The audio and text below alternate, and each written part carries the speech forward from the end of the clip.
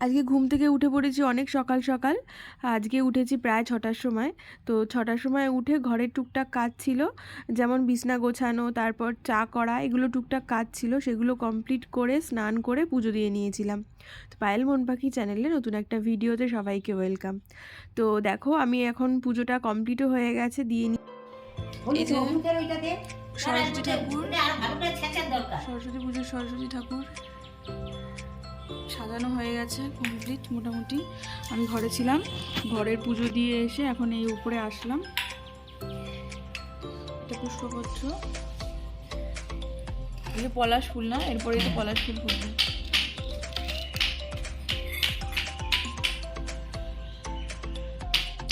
মা আর মাসি গোছাচ্ছে, কাকিমণি নিচে রান্না বান্না করছে।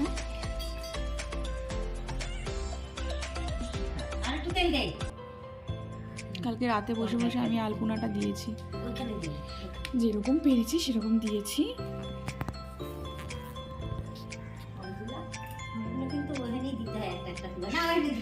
তো এখন বাজে প্রায় 8টা, আর আমাদের মহারানী এখন সবে ঘুম থেকে উঠলো। ও সরস্বতী পুজো করবে, তাও আগের দিন ওরও একটা প্রোগ্রাম ছিল, নাচের প্রোগ্রাম আমাদের এখানেই। তো সেখানে গিয়েছিল, সেখানে গিয়ে তারপর নাচ টাচ করে রাত্রে এসে খাওয়া দাওয়া করে যে শুয়ে পড়েছে। মেকআপ টেকআপ কিচ্ছু তোলেনি, না তুলেই ওরকম করে ঘুমিয়ে পড়েছে। আর ওকে ডাকা হচ্ছিল কারণ সরস্বতী পুজোর অঞ্জলি দেবে ওই জন্য। আর যেহেতু আমাদের পুরোহিতের আসার কথা ছিল 8টা, কিন্তু উনি তো 8টায় আসেনি, উনি এসেছে প্রায় 8:30 পৌনে 9টার দিকে। আর ঘুম থেকে উঠেই মা আর মাসি মিলে স্নান করে সব রেডি করে নিয়েছিল, যেহেতু ঠাকুরমশাই তার সকাল সকাল আসবে ওই জন্য। আর আমি হচ্ছে ঘরের যে কাজগুলো ছিল সেগুলো করছিলাম। গরম জলে স্নান টান করে ঠাকুর পুজো দিয়ে তারপর রেডি হয়ে নিয়েছিলাম আমি। আর এই যে উপরে এসে দেখি মা বলছিল একটু নারকেলটা কুড়িয়ে দে, তো ওই জন্য নারকেলটা আমি কোড়াচ্ছিলাম। তারপর আমাদের ঠাকুরমশাই চলে আসলো, ঠাকুরমশাই এসে বসে পড়লো পুজোতে। আর জানোই তো এখন ঠাকুরমশাইয়ের প্রচুর ডিমান্ড, যে কোনো বাড়িতে 5 মিনিট থেকে 10 মিনিটের বেশি মানে তারা পুজো করতে পারে না, কারণ তাদের কাছে সঙ্গে সঙ্গে ফোন চলে আসে। তো এই যে আমাদের ঠাকুরমশাইও পুজো করতে বসে পড়েছে, আর সবাই চলে এসেছে আমাদের বাড়িতে। ওই সৃজনের বন্ধু বান্ধব চলে এসছে, ওরা এখানে বসেই পুজো দেবে। আর কাকিমুনি নিচে রান্না বান্না করছিল। ও ঠাকুরমশাই একটু আসতে বলেন, আমার মেয়ে তো তাড়াতাড়ি বলতে পারবে না। মা তুমি তো মুখস্থ বলে ফেলো, মনে মনে বলো। বিনা পুস্তক রঞ্চিত হস্তে ভগবতী ভারতী দেবী নমস্তুতে। এসব সচন্দন বিনমত পুষ্পাঞ্জলি সরস্বতী দেবায় নমঃ। দিদি রাতে দিদি দিয়ে দেবে বাবা, ছড়িয়ে দেয় না, ছিটিয়ে দেয় না।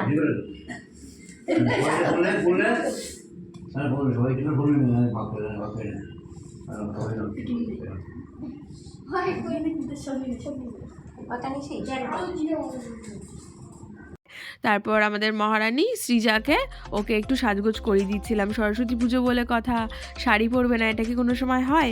তো ওকে ওই জন্য একটু শাড়ি পরিয়ে দিচ্ছিলাম। তারপরে আমি রেডি হয়েছিলাম, আমারও একটু বেরোনোর ছিল, তো আমিও রেডি হয়েছিলাম। এবার নেক্সট ব্লগে তোমরা দেখতে পাবে আমি কোথায় গেছি ঘুরতে। তো দেখো ওকে শাড়ি পরিয়ে দিচ্ছিলাম। আর এই যে এই শাড়িগুলো না কি সুন্দর লাগে, হলুদ কালারের, বেশ ভালোই লাগে।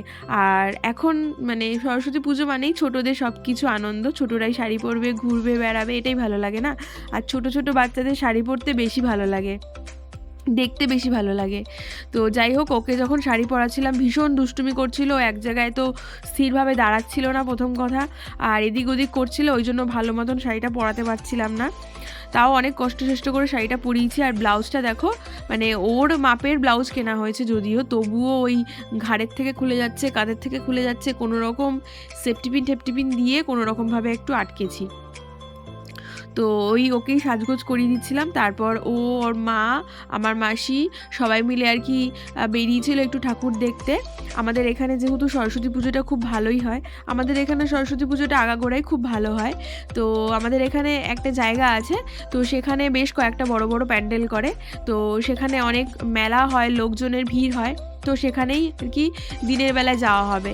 আর ওদের স্কুলেও সরস্বতী পুজো হয়, তো স্কুলটা যেহেতু অনেক দূরে সেহেতু স্কুলে আর যাবে না, ওই জন্য বাড়ির কাছাকাছি আর কি সরস্বতী ঠাকুর দেখবে। আর পুজো তো হয়েই গেছে, পুজো করে খাওয়া দাওয়া করেছিলাম। খাওয়া দাওয়া ছিল হচ্ছে খিচুড়ি ছিল আর মাছ ভাজা ছিল আর ঘ্যাট ছিল। খিচুড়ি আর মাছ ভাজাটা পরে খেয়েছিলাম, আমি সকালবেলা